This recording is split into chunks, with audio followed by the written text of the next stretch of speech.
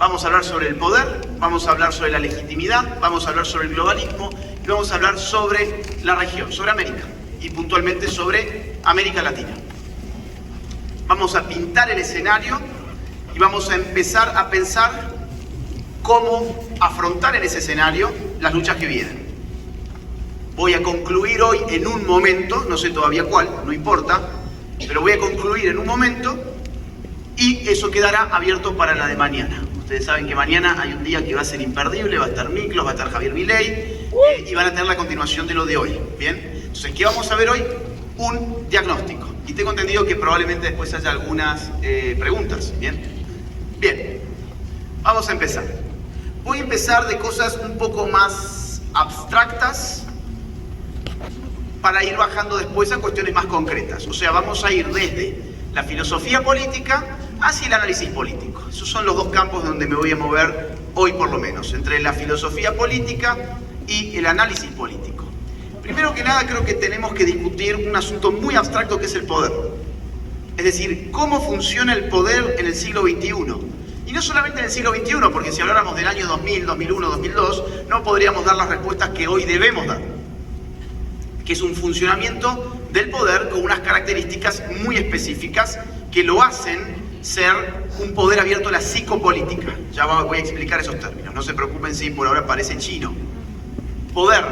¿Qué es el poder? El sociólogo que para mí mejor lo define es Max Weber, un clásico de la sociología, uno de los padres de la sociología. Max Weber define el poder de la siguiente manera. Poder significa la probabilidad de imponer la propia voluntad dentro de una relación social, aún contra toda resistencia y cualquiera que sea el fundamento de esa probabilidad. Acá no sobra ninguna palabra, la definición es perfecta. Todo lo que ustedes ven ahí escrito tiene un sentido concreto que hace que la definición sea muy buena. ¿Qué es el poder? Es una probabilidad. ¿Es una probabilidad de qué? De imponer mi voluntad sobre otra persona. O sea, se da en el marco de una relación social el poder. Robinson Crusoe en su isla desierta, ¿tiene o no tiene poder?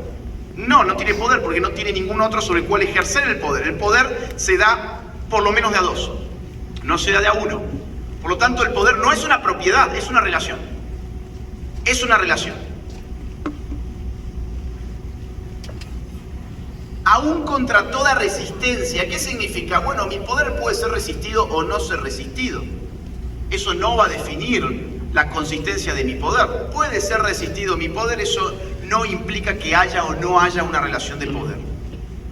Y cualquiera sea el fundamento de esa probabilidad, cualquiera sea el fundamento de esa probabilidad. ¿Qué significa? Que mi probabilidad de tener poder sobre otra persona puede aumentar con arreglo a los instrumentos más variados. Puedo aumentar mi poder porque me compré un arma y ahora te apunto y te digo dame tu celular. Entonces, ¿qué pasa? Aumenta mi probabilidad de ¿qué? Bueno, de cumplir mi voluntad sobre vos, que es que vos me des tu celular a mí. Puedo aumentar mi poder con un buen maletín de $500.000. Mira, hace esto, te doy el poder, te doy este dinero y hace esto, aumento mi probabilidad. O sea, tengo poder armado, tengo poder económico, o puedo decir, voy a encargarme de modificar tu entorno cultural, tu entorno simbólico, para que termines cumpliendo mi voluntad. Eso se llama poder cultural, que va sobre todo de lo que vamos a hablar o hacia el fin de esta intervención o al principio de la que viene. Entonces, ¿qué es el poder? Es la probabilidad de imponer una voluntad independientemente de la fuente de esa probabilidad. Ahora, en los años 70 del siglo pasado, Foucault, que es un filósofo político muy relevante de los tiempos que corren, ella murió en el año 1984, pero Foucault aportó una nueva visión del poder. Foucault dice, miren, el poder en verdad no es algo necesariamente negativo en el sentido que no solamente dice no, el poder dice también sí. El poder produce, dice Foucault, el poder es productor de realidad. Yo puedo modificar realidades, puedo construir subjetividades a partir de relaciones de poder. Entonces, para leer, para citarlo un poquito, dice así, hay que cesar de describir siempre los efectos del poder en términos negativos. Excluye, reprime, rechaza, censura, abstrae, disimula, oculta. De hecho, el poder produce realidad. Es otro paradigma desde el cual podemos advertir el poder, y Foucault al poder lo describió metafóricamente con esta imagen. Esta imagen se llama panóptico. El panóptico es una arquitectura carcelaria diseñada por Jeremy Bentham, un filósofo inglés.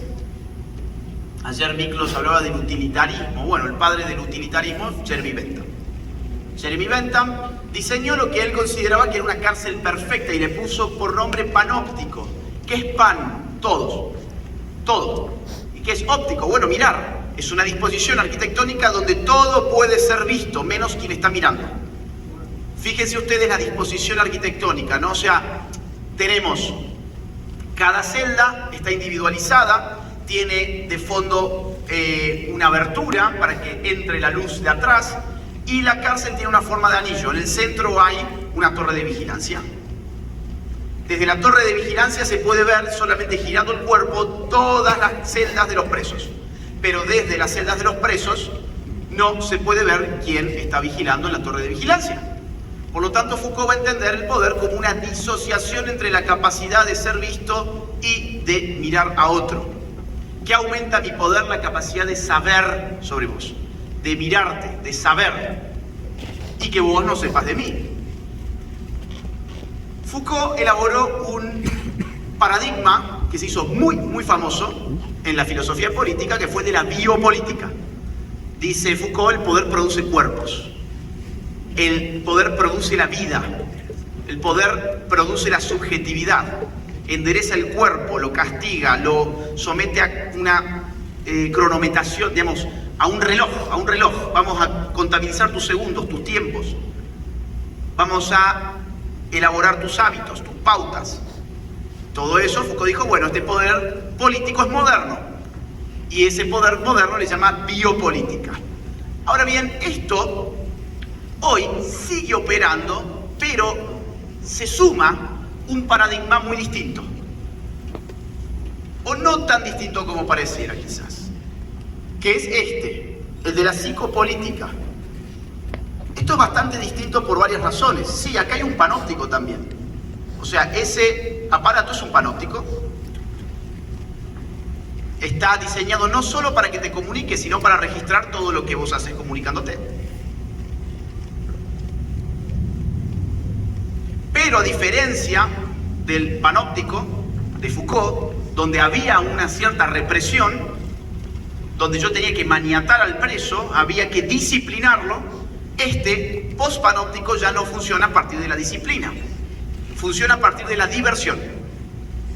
Cuando se habla de George Orwell y 1984 como modelo del poder, en verdad 1984 tiene más que ver con Foucault que con esto. Esto parece ser más bien Huxley, Un mundo feliz. Esto también lo podemos denominar pornocracia. ¿En qué sentido? En el sentido de que nos desnudamos alegremente frente al poder. Ya no hace falta individualizarnos en una celda y someternos a una restricción de libertades, de disciplina, sino que al contrario, quiero que hables, quiero que comuniques, no quiero que estés separado en una celda respecto de otro, no quiero en el aula que estés callado, no quiero en el trabajo que estés disciplinado, quiero que seas creativo, quiero que inventes, quiero que comuniques, quiero que saques todo afuera. La pornocracia demanda la comunicación total, la información total. Y ese poder lo podemos empezar a llamar psicopolítico. ¿Por qué? Porque es tal la cantidad de información que se puede generar sobre las personas que ya no solamente se puede operar sobre sus cuerpos, enderezándolos, acostumbrándolos a relojes, acostumbrándolos a ciertos hábitos, como decía Foucault, sino que podemos intervenir en lo más hondo de su psique, incluso a nivel inconsciente. Quien desde nuestro sector ha advertido la importantísima vinculación entre la tecnología y la política está acá, es Miklos Lukács. Y de hecho el año que viene, este año va a sacar un libro al respecto. Claro, Miklos lo que viene a incorporar a nuestros análisis, que además nosotros somos un poco, a veces pienso que somos un poco posmos, porque estamos haciendo pastiches constantemente. agarramos a Foucault, lo metemos acá, lo combinamos con Max Weber, le ponemos arriba a Miklos Lukács, o sea, hacemos pastiche, y el pastiche es uno de los rasgos estéticos del posmodernismo, o sea que quizás acá estamos haciendo un poco de pastiche, pero creo que vale. Y la gran lección es: no podemos hoy pensar el poder sin atender a las fuentes que elevan la probabilidad de imponer una voluntad, Max Weber, y esas fuentes hoy son tecnológicas. Es decir, a la fuente armamentística, a la fuente económica, a la fuente cultural, se le suma la fuente tecnológica. Con cierta tecnología yo puedo saber mucho más de vos de lo que Jeremy Bentham alguna vez hubiese creído poder saber con su panóptico. Y sabiendo más de vos, puedo ejercer un control mucho más total. Les voy a dar algunos ejemplos prácticos muy rápidamente, ¿sí? Para que ustedes vean que esto no es un chiste. Axiom es una empresa de Big Data. Big Data es una tecnología que procesa y almacena cantidades virtualmente infinitas de datos. Pueden sacar conclusiones muy rápidamente sobre millones de almas. Esta empresa tiene 2.5 billones, según su propia página web, 2.5 billones de personas almacenadas en su base de datos. O sea, 2.500 millones de personas. En un mundo, ¿cuánto hay acá? 7.800 millones, creo. 7.800. Bueno, una empresa tiene datos de 2.500 millones de personas. Otro ejemplo, Emoshape. Emoshape es una empresa de inteligencia artificial que en su propia página web se presenta de esta manera.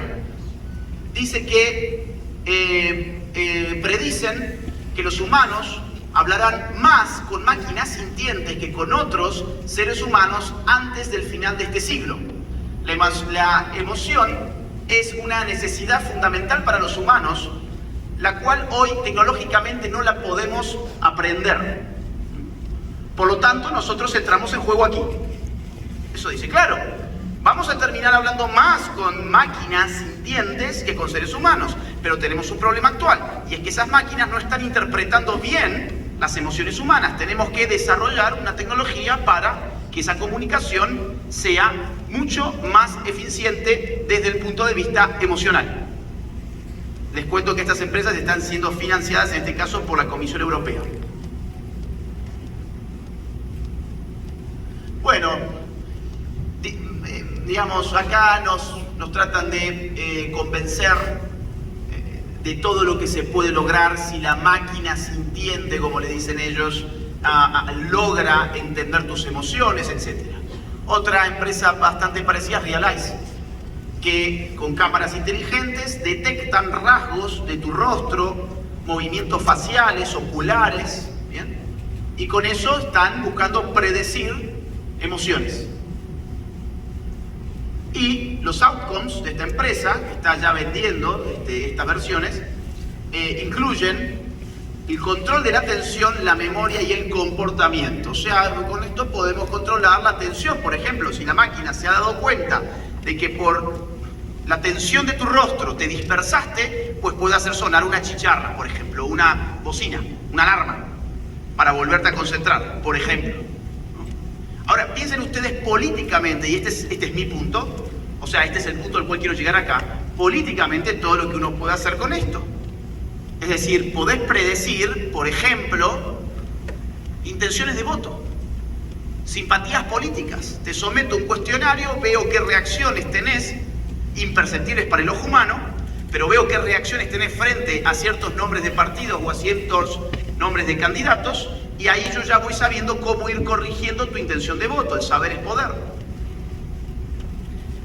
Entonces, estamos en una era donde Foucault ya ha quedado chico y estamos ingresando en la psicopolítica, donde es posible intervenir hasta lo más hondo de la psique humana. En segundo lugar, el escenario plantea cambios a nivel de la legitimidad. ¿Qué es la legitimidad? Básicamente son los motivos por los cuales nosotros estamos en conformidad con el poder. Un poder tiene legitimidad ¿cuándo? Cuando está de conformidad con su súbdito. Hay muchos tipos de legitimidad, dice Max Weber, pero no voy a entrar en los tipos de Weber.